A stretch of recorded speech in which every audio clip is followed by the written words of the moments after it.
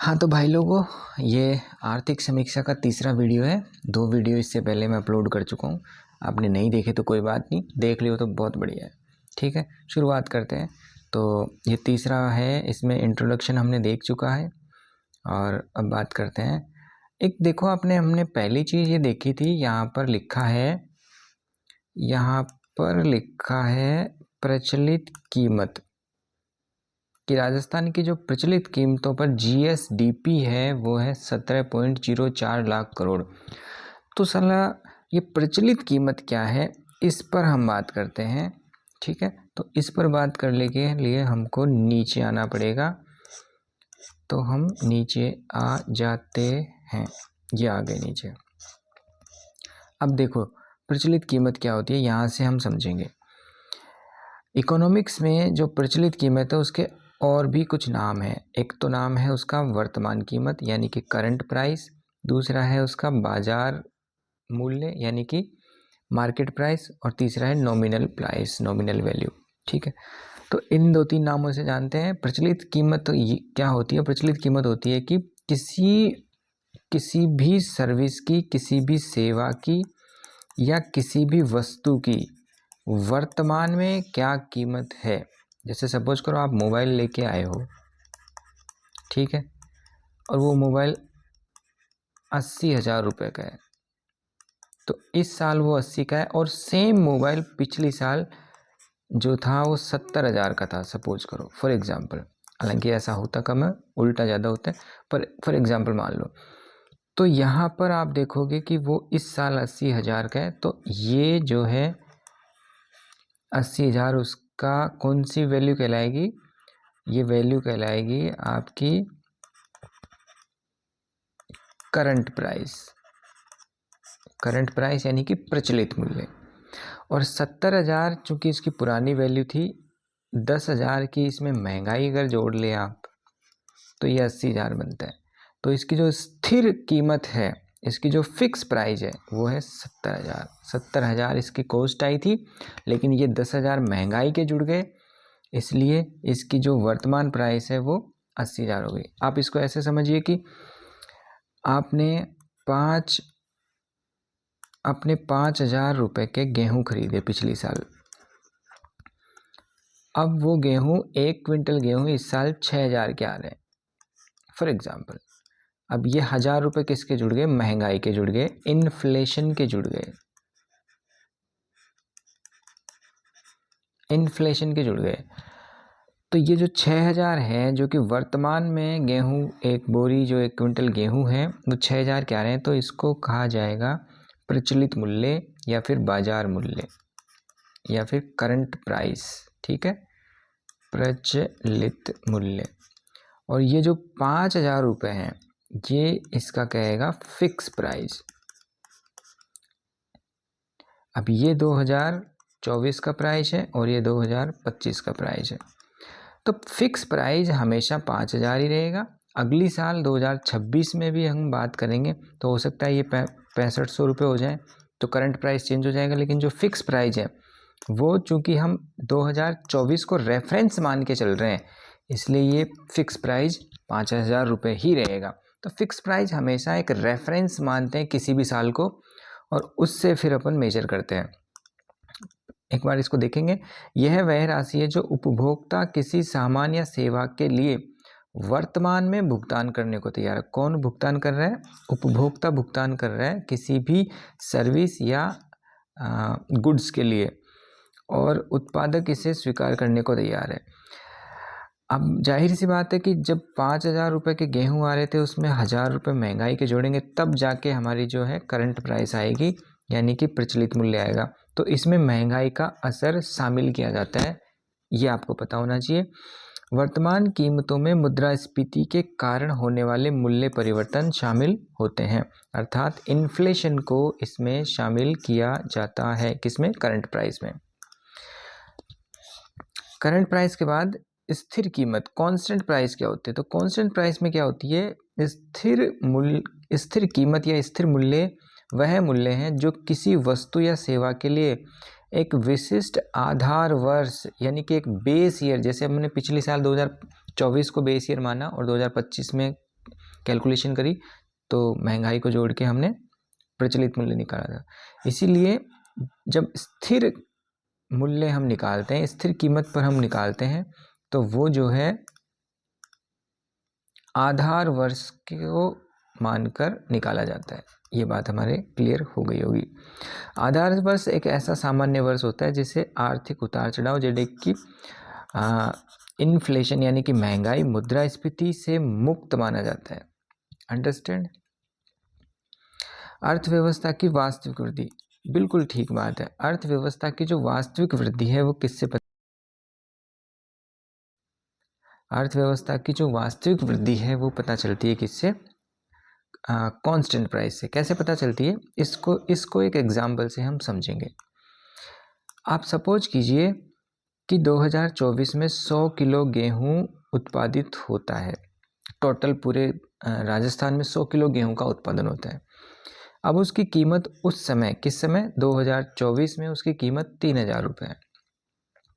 ठीक है, तो 2024 में कीमत है 3,000 रुपये। प्रचलित कीमत भी वही है और स्थिर कीमत भी वही है, स्थिर कीमत भी उसकी वही है। ठीक है, अब करते हैं 2025 की बात। इस साल भी 100 किलो का ही उत्पादन हुआ है। अब बताओ, अगर आप केवल उत्पादन देख के बोलोगे कि क्या जीडीपी में वृद्धि हुई है, तो आंसर है नहीं, क्योंकि प्रोडक्शन तो आपका 100 किलो ही है। लेकिन अगर आप देखोगे कि उसकी रेट बढ़ गई, 200 रुपये जो है महंगाई के वहाँ पर ऐड हो गए, तो जो जीडीपी की कैलकुलेशन होगी वो अगर अपन प्रचलित कीमत पर करेंगे तो बोलेंगे कि भाई साहब हमारी जो जीडीपी है ना वो 3200 रुपये है। लेकिन अगर उसी जीडीपी की कैलकुलेशन आप स्थिर कीमतों पे करोगे, ठीक है, तो स्थिर कीमतों पर उसकी वैल्यू अभी भी 3,000 आएगी, क्योंकि यहाँ पर महंगाई का असर नहीं देखा जाता। यहाँ पर आधार वर्ष को देखा जाता है कि आधार वर्ष 2024 का जो वैल्यू है वो की वही वैल्यू यहाँ पर रहने वाली है। इसलिए अगर आप महंगाई को काउंट कर रहे हो तो वो दिखाएगी आपकी वर्तमान वैल्यू को। ठीक है, अब आप बताओ 3200 रुपये आपकी जीडीपी है, यहाँ जीडीपी आपकी 3,000 थी, तो जीडीपी कितनी बढ़ गई? 200 बढ़ गई। लेकिन असल में क्या गेहूं का उत्पादन बढ़ा? तो आंसर है नहीं। जब गेहूं का उत्पादन नहीं बढ़ा तो भी जीडीपी क्यों बढ़ी? लेकिन जीडीपी तो आपको बढ़ी हुई दिखेगी। तो इसमें असल में महंगाई बढ़ी है, इस कारण से ये जीडीपी बढ़ती हुई प्रतीत हो रही है। इसलिए कहते हैं कि स्थिर कीमतों में अगर वृद्धि होती है, स्थिर कीमतों में अगर वृद्धि होती है तो उसी को असली जीडीपी माना जाता है। इसलिए कहते हैं कि स्थिर कीमत पर जो जीडीपी होती है उसको वास्तविक जीडीपी कहा जाता है, वास्तविक जीडीपी कहा जाता है। क्यों? क्योंकि यहाँ तो क्या है कि महंगाई का असर ऐड हो जाता है, इसलिए रियल जीडीपी का पता ही नहीं चलता। अब इसके आगे का खेल समझो कि 2024 में 100 किलो अनाज पैदा होता है और 2025 में अगर अनाज पैदा हो रहा है 120 किलो। ठीक है, अब यहाँ पर रियल जीडीपी में मतलब यहाँ वाकई में चेंज आया है। कैसे? कि 20 किलो गेहूँ अतिरिक्त पैदा हो रहा है। ठीक है, और अगर आप इसका कैलकुलेशन करेंगे तो ये बैठेगा 3840 रुपये का और ये यहाँ पर 3600 रुपये का। अब ये 3600 रुपये किसके, ये 3,000 से 3600 किस कारण ऐड हुए हैं? ये हुए हैं गेहूं में 20 किलो की वृद्धि के कारण, ना कि महंगाई के कारण। तो ये जो जीडीपी है 3600 रुपये, ये आपको असली जीडीपी बताएगी, जबकि ये जो 3840 रुपये हैं ये आपको असली जीडीपी नहीं बताएंगे, क्योंकि यहाँ पर जो है महंगाई का असर ऐड हो चुका है।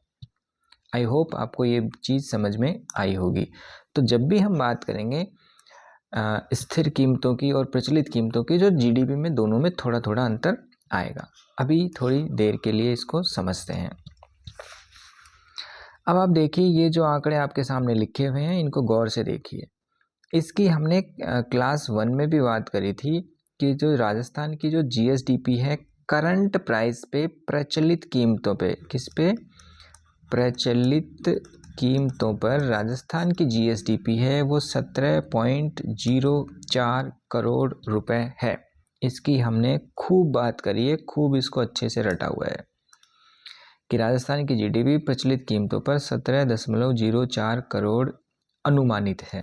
ये देखो यहाँ पर अनुमानित, अनुमानित का मतलब कि डेटा अभी आया नहीं है, बस ये जस्ट अनुमान है। और पिछली साल जो राजस्थान की जीडीपी थी 15.22 लाख करोड़ 2023-24 में, इसको भी हमने खूब याद किया था।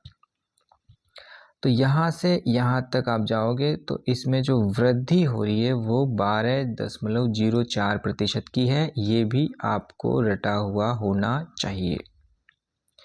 आई होप आपके भेजे में ये सब घुस रहा होगा, जहाँ तक मैं मानता हूँ, क्योंकि ये बहुत मुश्किल चीज़ नहीं है। ऐसे मान लो कि 15.22 लाख करोड़ 2023-24 में थी, ये बिल्कुल सही डेटा है, ये अनुमानित डेटा है। और आर्थिक समीक्षा में साफ साफ लिखा हुआ है कि ये जो डेटा है ये अनुमानित है। यहाँ से आपकी जीडीपी 17.04 लाख करोड़ पे पहुँचती है, इसलिए उसमें जो वृद्धि आप देखोगे तो वृद्धि आपको 12.02% की दिखाएगा। नेक्स्ट बात करेंगे आगे।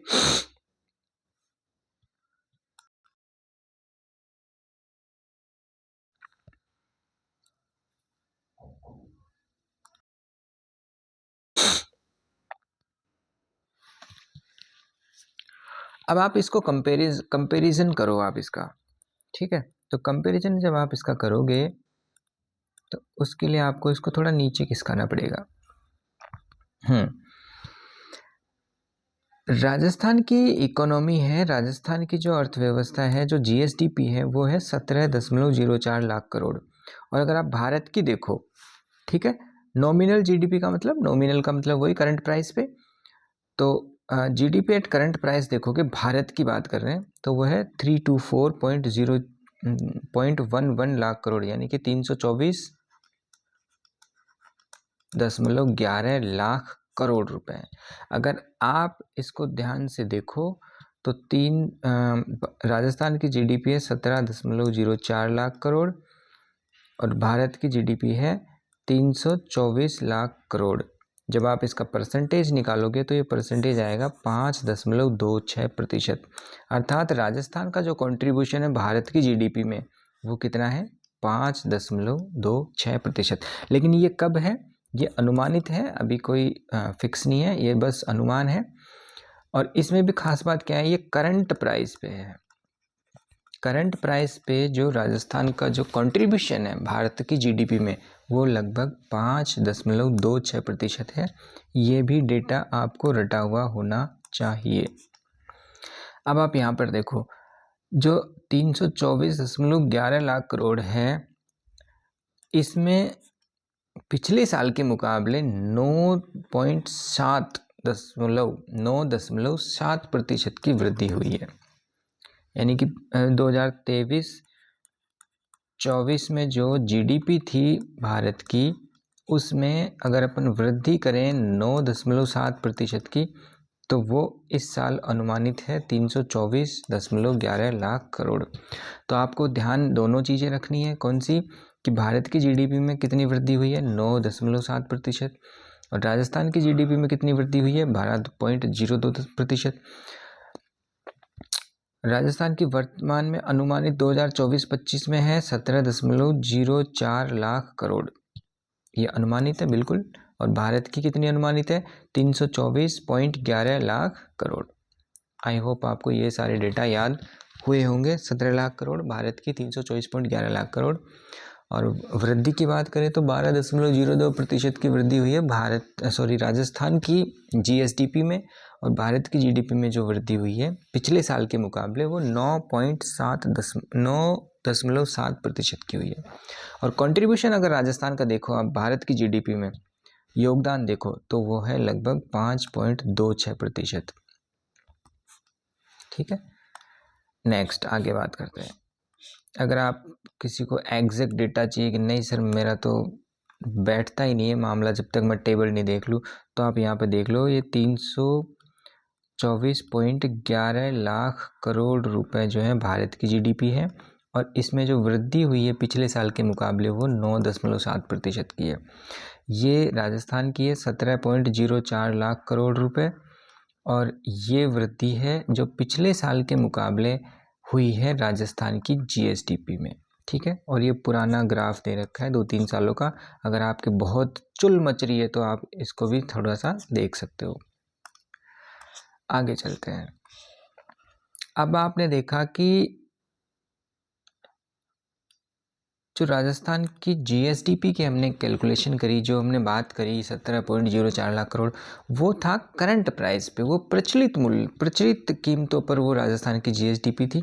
लेकिन आपको पता है कि वास्तविक जीडीपी जो होती है, वास्तविक जीएसडीपी की अगर अपन बात करेंगे तो वो आएगी स्थिर कीमतों पर, वास्तविक कीमत पर, ठीक है। और स्थिर कीमतों पर अगर जीडीपी या जीएसडीपी हम मेज़र करते हैं, हम अनुमानित करते हैं, हम कैलकुलेशन करते हैं उसकी, तो एक आधार वर्ष हमें लेना पड़ता है, और वो आधार वर्ष भारत सरकार लेती है 2011-12 का। तो जो आधार वर्ष लिया जाता है वो 2011-12 का लिया जाता है, अर्थात 2011 से लेकर 12 जो 2011-12 था, उस समय की जो कीमत है उसमें कितना उसके मुकाबले हमारी जीडीपी जो है कितनी वृद्धि हुई है, और इसमें हम इन्फ्लेशन को यानी कि महंगाई को काउंट नहीं करते, ठीक है। तो इसकी हम बात करेंगे तो यहाँ पर लिखा है कि अर्थव्यवस्था की वास्तविक वृद्धि को दिखाता है, बिल्कुल ठीक बात, हमने इसकी बात करी। और इसका जो आधार वर्ष है वो है 2011-12। ये भी आपको टिप्स पे होना चाहिए, रात को कोई आपको जगा के पूछ ले यार कि आधार वर्ष बताना भाई साहब, बोला किसका, बोला जीएसडीपी का, तो आप तुरंत बता दो कि 2011-12। तो 2011-12 स्थिर कीमतों पर सकल राज्य घरेलू उत्पाद यानी कि जीएसडीपी मुद्रास्फीति के प्रभाव को समाप्त करके, बिल्कुल सही बात है, अर्थव्यवस्था की वास्तविक स्थिति को दर्शाता है, बिल्कुल एकदम करेक्ट बात है। आई होप आपको समझ में आई होगी। यहाँ पर देखिए पिछले सत्र में यानी कि 2023-24 की मैं बात करूँ तो उस समय राजस्थान की जो जीडीपी थी, जो जीएसडीपी थी, वो थी 8.41 लाख करोड़ रुपए, 8.41 लाख करोड़ रुपए थी राजस्थान की जीएसडीपी। अब ये पहले तो हमने पढ़ा कि 15.22 लाख करोड़ थी, लेकिन वो थी करंट प्राइस पे, जहाँ पर महंगाई को भी अपन शामिल करते हैं। अगर महंगाई को शामिल नहीं करेंगे, केवल फिक्स प्राइस की बात करेंगे, तो राजस्थान की जीडीपी सिर्फ इतनी है, ठीक है। और आधार वर्ष इसमें क्या है, 2011-12 कितनी है, 8.41 लाख करोड़, 8.41 लाख करोड़। पिछले साल के मुकाबले इसमें वृद्धि हुई है कितनी, 7.82% की, ठीक है। और इस वृद्धि के साथ अब भी जो अनुमानित राजस्थान की जीएसडीपी है एट कांस्टेंट प्राइस यानी कि स्थिर कीमत, वो है 9.06 लाख करोड़। तो ये डेटा भी आपको रटा हुआ होना चाहिए कि पिछले साल ये हमारी जीएसडीपी थी, और जो 2024-25 के सत्र में है वो इतनी अनुमानित है, 9.06 लाख करोड़, ठीक है। और इसमें वृद्धि कितनी हुई है जीएसडीपी में, तो वो है 7.82%, और यह भी अनुमानित ही है, ठीक है।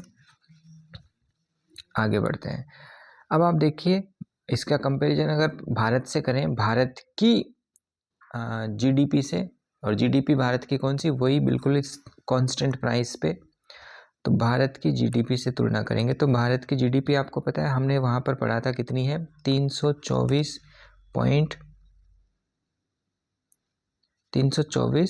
लाख करोड़, इतनी थी लगभग।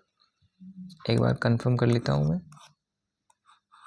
324.11 लाख करोड़, बिल्कुल। तो भारत की जीडीपी है 324.11 लाख करोड़, लेकिन वो है किस पर, वो है मार्केट प्राइस पे यानी कि करंट प्राइस पे। लेकिन अगर आप स्थिर कीमतों पर भारत की जीडीपी देखोगे तो वो आएगी 184.66 लाख करोड़ रुपए, ठीक है। और पिछले साल के मुकाबले इसमें जो वृद्धि हुई है वो हुई है लगभग 6.4%,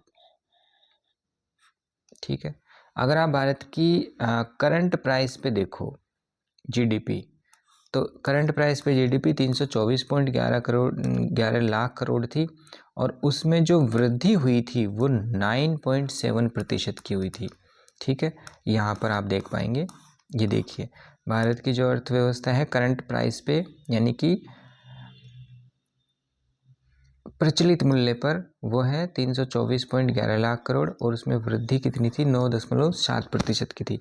लेकिन अगर आप इसी चीज़ को देखोगे फिक्स वैल्यू पर, स्थिर कीमतों पर, कांस्टेंट प्राइस पे, तो वो आपको मिलेगी कितनी 184.88 लाख करोड़ 184.88 लाख करोड़। और इसमें जो वृद्धि है वो भी कम है 6.4%। कम क्यों है ये डाटा? क्योंकि इसमें जो है इन्फ्लेशन का असर नहीं जोड़ा गया है। ठीक है, तो इनको एक बार आपको ध्यान से देख लेना है। हाँ, और अगर आप कंट्रीब्यूशन देखोगे कि राजस्थान की जीडीपी का कंट्रीब्यूशन क्या है, किसमें, भारत की जीडीपी में, एट कांस्टेंट प्राइस अर्थात फिक्स या फिर स्थिर मूल्यों पर, तो वो लगभग आएगा 4.90%। अगर आप देखो करंट प्राइस पे, तो वहाँ पर राजस्थान का योगदान 5.26% है। ठीक है, आगे बढ़ते हैं। ये आप देखना चाहो तो इसको आप समझ सकते हो कि जो भारत की जीडीपी है वो है 184.88 लाख करोड़ और राजस्थान की जो जीडीपी है वो है 9.06 लाख करोड़। ठीक है, और वृद्धि दर है 7.82 और यहाँ वृद्धि दर है, भारत की जो वृद्धि दर है वो है 6.4%। ठीक है, ये क्या है, अनुमानित है। आगे बढ़ते हैं।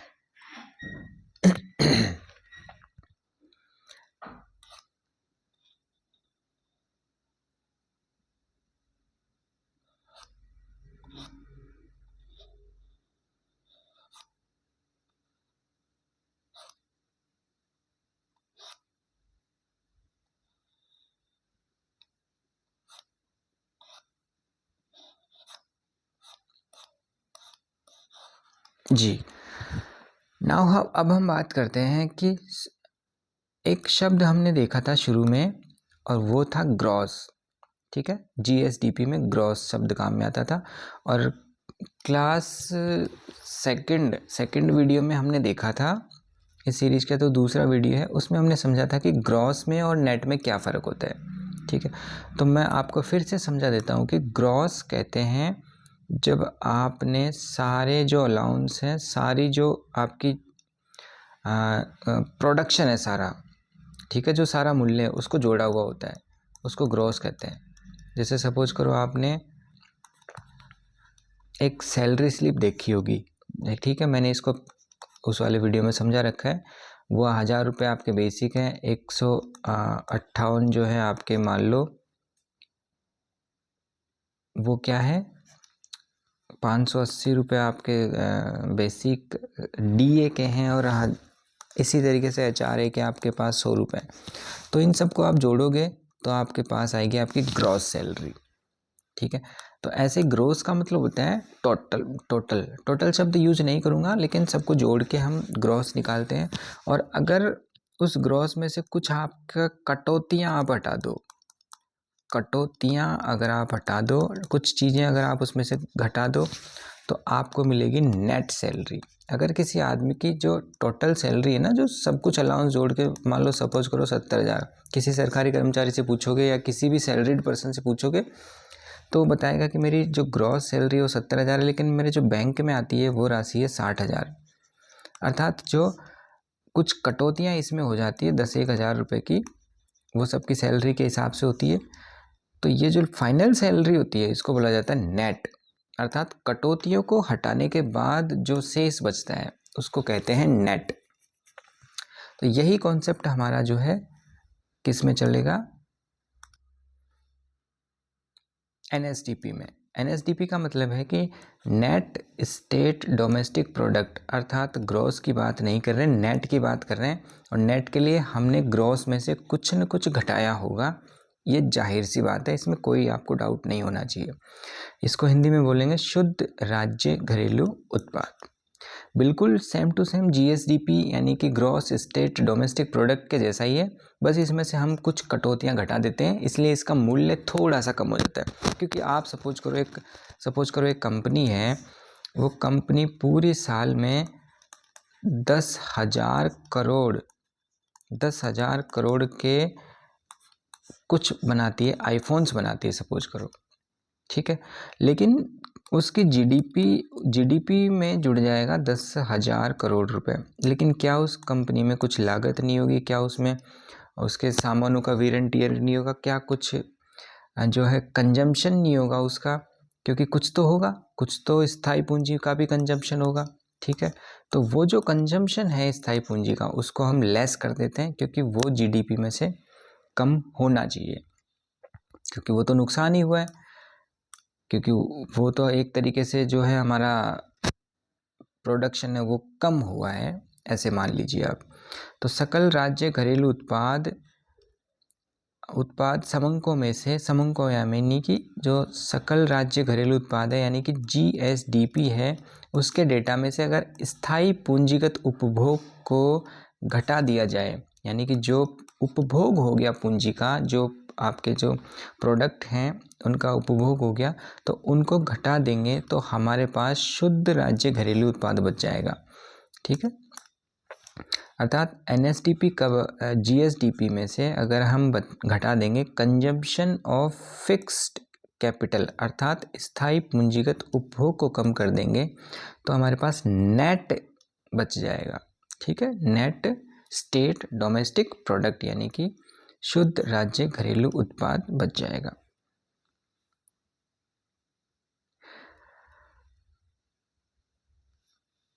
स्थायी पूंजी उपभोग यानी कि CFC जो ये है वो क्या होता है? यह पूंजीगत स्कंद अर्थात कैपिटल स्टॉक के उस हिस्से के प्रतिस्थापन मूल्य को मापता है जिसका उपयोग वर्ष इस किसी भी सत्र के दौरान उत्पादन प्रक्रिया में किया जाता है। यानी कि उत्पादन प्रक्रिया में अगर एक कंपनी कुछ बना रही है तो उसमें जो उसने स्थायी कैपिटल का यूज किया है, जो स्थायी कंजम्पशन का यूज किया है फिक्स्ड कैपिटल का, उसको उसमें से कम कर देंगे तो हमारे पास नेट जो है अर्थव्यवस्था GSDP में से अगर CFC घटा देंगे, कुछ कटौतियाँ कर देंगे, कुछ कंजम्पशन को घटा देंगे, तो हमारे पास जो है नेट स्टेट डोमेस्टिक प्रोडक्ट बच जाएगा। अब ये इतना आपको ध्यान नहीं रखना है, आपको बस इतना एक फॉर्मूला ध्यान रखना है और आपको ये पता रखना है कि हम नेट GDP कैसे निकालते हैं। तो आंसर है ग्रॉस में से कंजम्पशन घटा देते हैं, ठीक है। ये जो C का मतलब है कंजम्पशन किसका?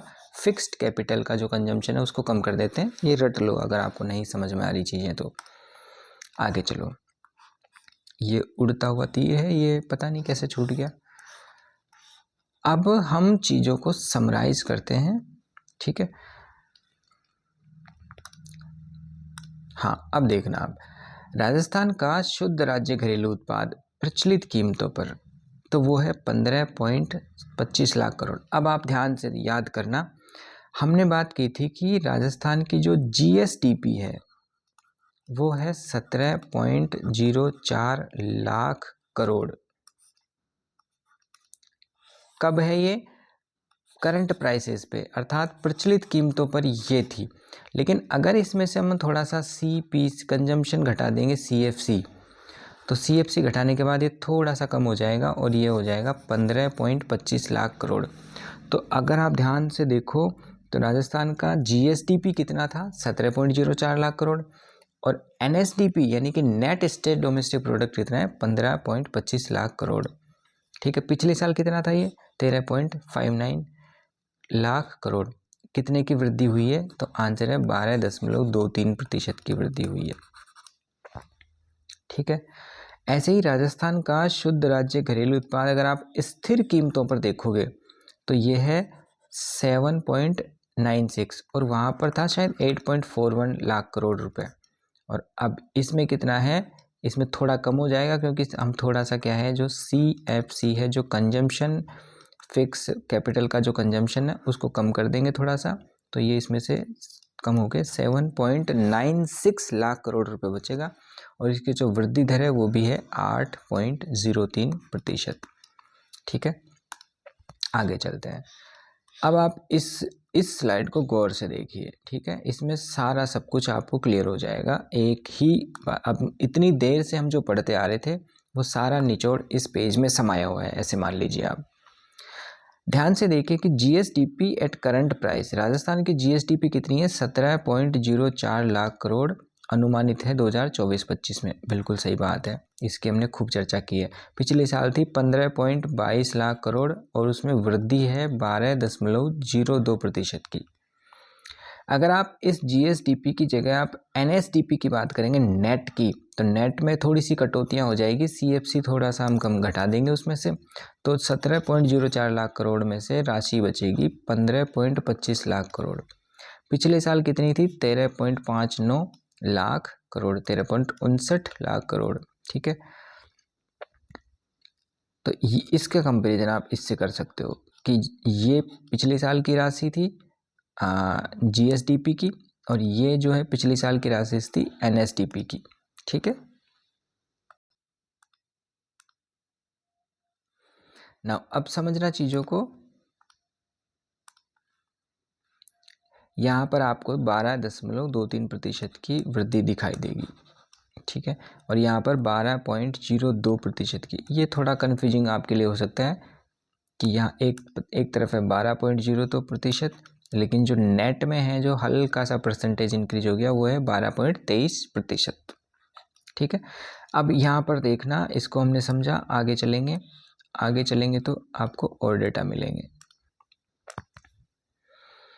NSDP समझ लिया, अब हम समझेंगे GSDP एट कांस्टेंट प्राइस। अभी हमने बात की थी करंट प्राइस की, प्रचलित मूल्य की, और हम कांस्टेंट प्राइस यानी कि स्थिर मूल्य की बात कर रहे हैं। तो स्थिर मूल्य पे चूंकि महंगाई को हम हटा देते हैं, और महंगाई को हटा देने के बाद जो 17 लाख करोड़ रुपए थे वो अब शेष रह जाते हैं 9.06 लाख करोड़, ये अनुमानित है। ठीक है, और पिछले साल थे 8.41 लाख करोड़, और वृद्धि उसमें हुई है, अनुमानित है जो वृद्धि वो है 7.82% की वृद्धि अनुमानित है। यानी कि सरकार ये मान के चल रही है कि जो हमारी GSDP थी स्थिर मूल्यों पे 2023-24 में, उसके मुकाबले यानी कि कितनी थी 8.41 लाख करोड़ के मुकाबले हमारी GDP 2024-25 में कितनी हो जाएगी? 9.06 लाख करोड़ हो जाएगी, ऐसा उनका अनुमान है। अगर आप इसी का NSDP देखो, NS का मतलब नेट का मतलब कुछ हमने जो है CFC कम कर दिया होगा, और जो नेट बचेगी वो बचेगी 9.06 में से 7.96 लाख करोड़ का अनुमान है। और पिछली साल यानी कि पिछली का मतलब 2023-24 के मुकाबले जो कितना था 7.37 लाख करोड़ के मुकाबले, अब उसमें इंक्रीमेंट यानी कि वृद्धि होगी 8.03% की। आई होप इतना ये जो रायता है आपको समझ में आया होगा, ऐसा मेरा मानना है। डेटा भले ही आपको याद नहीं होंगे, लेकिन मेनली चीज़ें आपको समझ में आई होगी। अब ये जो पर कैपिटा इनकम है, प्रति व्यक्ति आय है, इसको हम बात करेंगे नेक्स्ट क्लास में। तब तक के लिए जय हिंद, जय भारत।